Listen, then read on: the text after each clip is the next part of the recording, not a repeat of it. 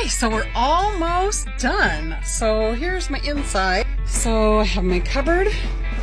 I put a latch on the bottom so it doesn't fly open, and I don't know if you can see that in here, that's inside, and it is tension against the side so it keeps plates from falling, bowls from falling. I've stored my stuff.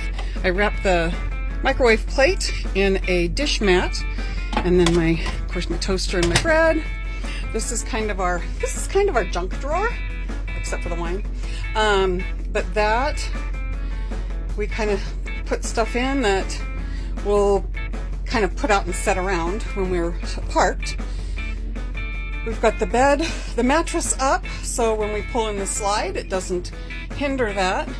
And here we have a bunch of laundry. We've got the rugs, the bedding, the clothes. So, and then here is our bathroom. We've got our chairs.